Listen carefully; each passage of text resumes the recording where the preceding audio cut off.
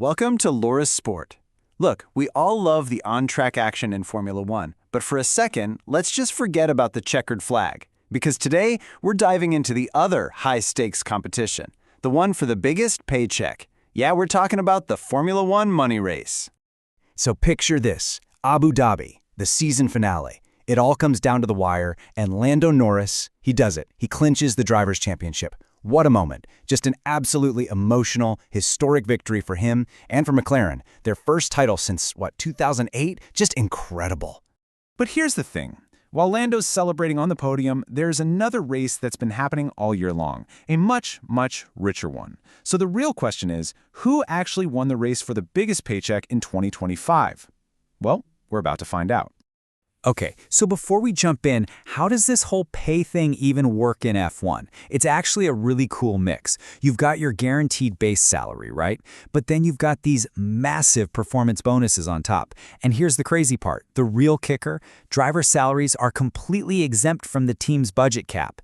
That means for the top guys, the teams can write some truly mind-boggling checks. All right, you ready? Let's get this countdown started. Kicking things off at number 10. And believe it or not, we're starting with the only rookie to make it onto this top 10 list. So coming in at number 10 is Kimi Antonelli. I mean, think about the pressure on this kid. He's just 19 years old, Italian, and he gets thrown into the deep end, taking over Lewis Hamilton's seat at Mercedes? No big deal, right? But he didn't just survive, he absolutely flew, smashing records to become the highest point-scoring rookie ever. And what do you get for a debut season like that? How about a cool $12.5 million? Seriously, let that sink in for a second. A 19-year-old rookie is pulling in more cash than some of the seasoned pros on the grid.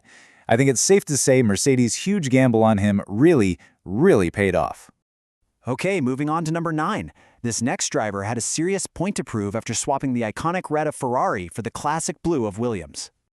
Yep, we're talking about Carlos Sainz. At 31 years old, after getting pushed out of Ferrari, this Spaniard arrived at Williams with a serious fire in his belly. And you could see it on track. He basically single-handedly dragged that car to the team's only podiums all season long, finishing 9th overall. And for those heroic efforts, Sainz banked a very respectable $13 million. It just goes to show, even if you're not in a front-running car, pure talent is still worth an absolute premium in this sport. All right, let's get into our next pairing at number 8 and number 7. We've got Lance Stroll for Aston Martin going up against Mercedes' George Russell. And let me tell you, these two had, well, let's just say, vastly different seasons. And this is a tale of two completely different stories. On one hand, you have Lance Stroll, who had a pretty underwhelming season, finishing way down in 16th, but still walked away with $13.5 million. Then you've got George Russell. In his first year as the undisputed lead driver for Mercedes, he really stepped up, finishing 4th from the standings and earning himself a massive $26 million payday. Big difference on track, big difference in the bank. Okay, we're climbing into the top half of the grid now, at number 6. And this is where we start getting into the absolute legends of the sport. And the paychecks start getting seriously big. And who else but Fernando Alonso? The guy is 44 years old, and he's still an absolute force of nature. That Aston Martin, let's be honest, it lacked pace all year, landing him 12th in the standings. But the two-time champ from Spain just wrestled every single ounce of performance out of it. His reward? A very well-deserved $26.5 million. All right, sliding into the number 5 spot is Ferrari's Charles Leclerc. This is the guy so many of us see as a champion in waiting, right? He's 28, from Monaco, and despite driving a really frustrating car, he still managed to get it on the podium 7 times and finish 5th. That's pure talent right there. Now check this out, because this is where his story gets really interesting. His total take-home was $30 million, but look at the breakdown. 100% of that was his base salary, $0 in performance bonuses. That tells you the entire story of Ferrari's season, doesn't it? A world-class driver giving it his all in a car that just couldn't get the job done. Okay, deep breaths everyone. We've made it to the financial podium. This is the top 4, and this is where the numbers get absolutely staggering. Kicking off the top 4 is the Aussie sensation Oscar Piastri. I mean, what a season for this guy. He's just 24 years old, finished third, and was right there, dueling his own teammate for the world title until the very end. 7 wins. He was a massive part of why McLaren took home the constructors' title. And his paycheck perfectly illustrates how these modern contracts work. His base salary was $10 million. But look at his bonuses. A massive $27.5 million on top of that. We're talking bonuses almost triple his base pay. It proves one thing. In modern F1, if you perform, you get paid. And his total take-home? A huge $37.5 million. And at number 3 on the money list, it's the man of the hour himself, your 2025 world champion, Lando Norris. You just have to listen to his quote here. "I've not cried in a while, but I did."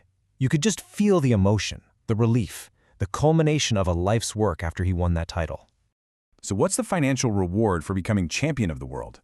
How about a jaw-dropping $39.5 million in bonuses alone? Add that to his $18 million salary, and his total earnings rocketed up to $57.5 million. It's amazing to think the world champion is only number 3 on this list, right? Now for a completely different story. In the number 2 spot, we have the legend himself, Lewis Hamilton. And in his very first year at Ferrari, he called it, and I quote, the worst season ever. What a nightmare start to his dream move. And yet, despite having a podiumless season, the 7-time champ's prestige is so immense that his base salary was an enormous $70 million. He only got $500,000 in bonuses. This just shows a totally different pay structure, right? This is all about what his name, his brand, his legacy is worth. His total haul? $70.5 million. But even that historic salary from Ferrari wasn't enough to take the top spot.